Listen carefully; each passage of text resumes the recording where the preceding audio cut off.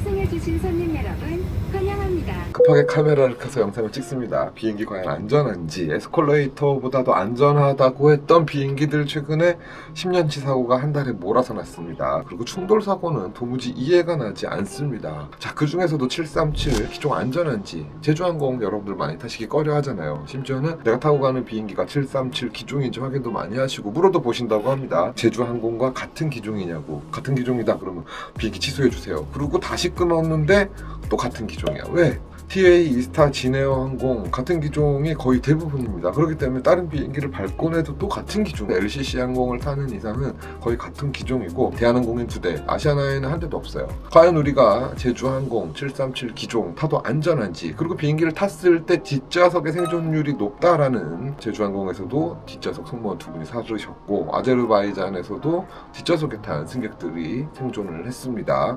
그러나 뭐 최근 미국에서 헬기와 충돌한 비행기는 전원 사망했다고 하는데, 그렇다면 퍼스트와 비즈니스 좌석이 있는 앞좌석이 더 비싼 좌석이 안전하지 않고 더 위험한 좌석인지, 어떤 분은 또 날개가 뼈대가 있어서 튼튼해서 날개 옆쪽에 타는 게 가장 안전하다라는 말씀도 하십니다. 저도 항공기 공포가 상당히 있습니다. 난기류에서 정말 앞에 먹던 밥이 하늘로 다 날아가는 그런 경험이 있는데요. 그래서 저는 비행기에 대한 공포가 항덕이지만 있습니다. 아직까지도요. 그래서 마의 11분이라고 하죠. 이륙해서 3분, 착륙 전 8분. 저는 상당히 극도의 공포감을 갖고 있는 건 사실입니다. 우리나라에서는 그런 모습을 보지 못하지만 외국에서는 비행기가 안전하게 착륙을 하면 다 같이 박수치는 그런 모습들을 여러분들 볼 수 있는데요. 과연 737 기제, 제주항공은 100% 같은 기종을 사용하고 있죠. 이 기종도 안전한지, 그리고 뒷좌석에 타야 될지 앞좌석에 타야 될지, 과연 우리의 좌석 선택은 어디가 좋을지. 그래도 최근 생존자들을 보면서 그래도 저는 조금 뒤쪽을 타야 되지 않을까라는 생각을 하고 뒷좌석 발권을 하기도 합니다. 자, 이런 얘기들 여러분들 저와 함께 조금 자세히 한번 빠르게 알아보시죠. 자, 먼저 737 기종 안전한지 이야기보다는 최근에 더 이슈가 크게 확산되고 있는 리튬 배터리 수화물 기준에 대해서 한번 알아보도록 하겠습니다. 최근 에어부산 화재가 승객의 보조 배터리일 가능성이 크다, 선반에서 불이 시작이 되었다라는 이야기들이 많이 나오고 있습니다. 그러면서 비행기를 타시는 분들, 내 보조 배터리는 안전한지, 어느 정도 용량까지 리튬 배터리가 수화물 기준에 충족이 되는지, 기내에 반입이 가능한지, 그리고 또한 나의 배터리로 저렇게 불이 났을 경우 내가 책임을 져야 되는지, 이런 부분들 많이 궁금하실 겁니다. 이 부분 먼저 간략하게 이야기하고 737 이야기로 가도록 하겠습니다. 우선 배터리 용량이 크던 작던 모든 수화물 위탁으로 붙일 경우에는 배터리가 그 안에 들어가면 안 됩니다. 당연히 보조 배터리도 안 되겠고요. 근데 제가 깜빡하고 핸드폰이 2개여서 하나를 캐리어 안에 넣어놨는데 위탁 수화물로 보냈는데 어떻게 도착은 잘 했습니다. 그렇다면 기내 반입 용량 가능한 보조 배터리 어느 정도인지 한번 알아보시죠. 자, 우선 기내 반입 허용 가능치는 160W시 배터리까지 가능합니다. 미리암페어로 환산하면 32,000mAh 되겠습니다. 쿠팡에 보시면은 핸드폰 크기 모양의 12,000, 30,000의 보조 배터리 많이 판매하고 있습니다. 가격대는 뭐 2만원에서 5만원대 왔다 갔다 하는데, 여기 40,000mAh짜리 보조 배터리를 판매를 하고 있습니다. 이 4만짜리는 기내 반입도 안 되고 위탁 수화물도 안 되고 공항에서 버리고 비행기 타셔야 되는 겁니다. 40,000mAh 절대 안 되겠죠. 32,000mAh까지만 가능합니다. 그래서 안전하게 한 2만이나 3,000mAh 보조 배터리 사용하시면 될 것 같고요. 기내에 반입을 했을 경우, 최근 방송에 저도 잘 몰랐는데, 비행기를 타면서 잘 몰랐는데, 기내 안내 방송에 대한항공 같은 경우는 이 보조 배터리를 내 몸에 지녀야 된다라고 하더라고요. 라이타도 마찬가지고요. 꽤 많은 비행기를 탔지만 저도 이번에 이 안내 방송을 제대로 들은 적이 없었는지 이런 규정을 처음 들었습니다. 그렇다고 해서 보조 배터리를 내 몸에 지니지 않았다고 해서 저렇게 선반에서 화재가 났다고 해서 승객의 책임이냐? 또 그렇지는 않다고 합니다. 그래서 에어부산 사고 같은 경우, 화재 사고 같은 경우 먼저 보험 처리를 하고 승객들에게 보상을 하는, 그리고 항공사에서 그 보조 배터리 주인이 밝혀졌을 경우 보조 배터리의 화재가 시작이었다, 발화점이었다라고 했을 경우 승객에 민사를 걸 수는 있다고 합니다. 그러나 뭐 에어부산에서도 그러지는 않을 것 같습니다. 또한 보조 배터리가 사고 원인이라고 했을 경우 그 승객도 규정을 어긴 건 없어요. 암페아 수가 맞았기 때문에 기내 반입이 가능했고요. 위탁 수화물도 아닌 기내 반입을 했고 선반 위에 올려놨다. 이 부분이 이제 법적으로 약간 이제 문제가 될 부분인데, 에어부산에서는 보조 배터리를 몸에 지녀야 된다, 라이터를 몸에 지니고 있어야 된다라는 기내 방송은 없었다고 합니다. 대한항공 같은 경우는 있다고 하는데 저도 들은 적이 없는데, 그렇다면 대한항공에서 지니지 않고 있다가 화재가 났을 경우 이 부분 참 어렵긴 합니다. 그래서 국토부 항공사에서는 기내 반입 배터리 규정에 대해 다시 한번 규정 법안을 손을 본다고 하는데, 이 내용이 나오면 다시 여러분들에게 전달 드리겠습니다. 저같이 해외에서 촬영하는 유튜버 분들 카메라 배터리 참 많이 갖고 다니시거든요. 근데 이 부분에 대해서도 늘 이제 문제가 되었었는데 앞으로 더 규정이 까다로워질 것 같습니다. 카메라 배터리 이제 많이 못 챙겨갈 것 같네요. 자, 보잉 737 이야기 한번 해보시죠. 하필이면 내 비행기가 왜 737이지? 독수리 모양처럼 생긴 저 비행기 정말 타기 싫어요. 걱정이에요. 737만 타려 그러면 두렵습니다. 항공 티켓을 예약하기 전에 737인지 저는 솔직히 가장 먼저 확인을 합니다.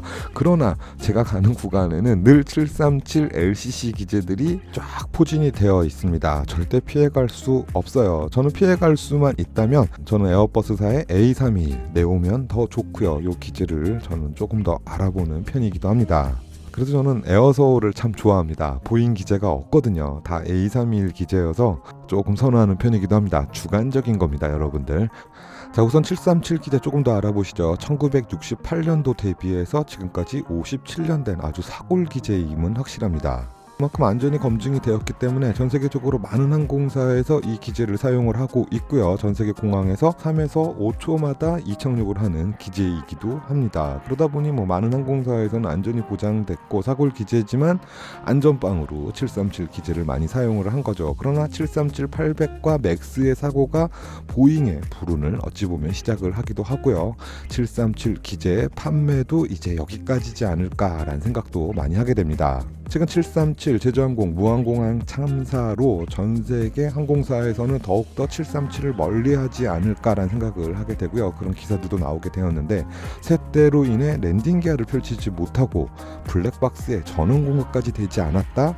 이거는 항공기의 설계 결함이고 지금 시대와 맞지 않다라는 이야기들이 나오고 있습니다. 보조 배터리가 있어 최소 블랙박스 정도는 가동을 시켜줘야 되는데 저 비싼 비행기의 엔진 셧다운과 함께 블랙박스에 전원 공급조차 할 수 없는 그런 보조 전원까지도 없었다라는 건 참 의아한 일입니다. 최근 737 기재의 사고 소식이 많이 전해지는 건 사실입니다. 그 부분은 737 기재가 분명 안전에 취약해서라고도 할 수 있지만 그만큼 많은 비행기들이 전 세계를 활보하고 다니기 때문에 사고율이 더 높은 거죠. 여러분들 간단하게 생각하시면 아반떼와 소나타 차종이 국내 시장에 많이 다니다 보면 당연히 도로에서 사고가 많은 차종은 아반떼와 소나타일 겁니다.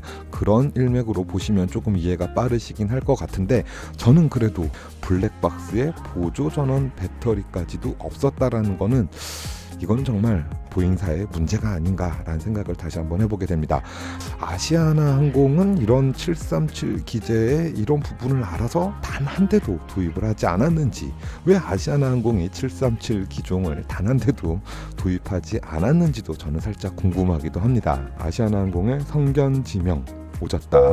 또한 대한항공도 737-800은 2대, 그 외에 737 기재는 총 11대밖에 갖고 있지 않습니다. 항공사 규모에 비해서 대한항공도 보잉 737 기종을 그닥 많이 보유하고 있지 않은 겁니다. 그런 거 보면 대한항공도 어찌 보면 그러나 또 진에어가 또 737이 좀 많이 있다 보니, 자, 국내 737 기종은 110대가 국내 항공사에서는 운행이 되고 있고요. 대부분 LCC 항공사, 제주항공은 100% 737 기종이고요.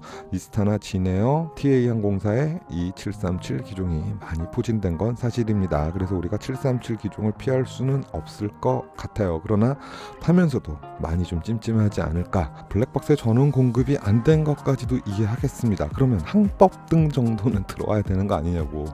항법등도 단 한 개도 들어오지 않았어요, 제주항공은. 그렇다면은 엔진 셧다운과 함께 기내에서 전원 공급은 단 1도 없었다라는 얘기인데, 시대적으로 너무 맞지 않으며 737은 이제 드디어 퇴역을 해야 되지 않을까라는 생각을 다시 한번 해봅니다. 시대적인 설계와 보안이 있다 하여도 737의 명성은 박수 칠 때 떠나는 여기까지가 아닐까 생각합니다. 조금 늦긴 했죠. 박수 칠 때 떠났어야 되는데, 자, 그렇다면 항공기 탈 때 우리는 옛날에 통로, 창가 이렇게 좌석을 골랐는데 이제는 앞쪽에 타야 될지 뒤쪽에 타야 될지, 아니면 뼈대가 있는 비행기 날개 쪽 중간을 타야 안전할지가 저의 최대 관심사이기도 합니다.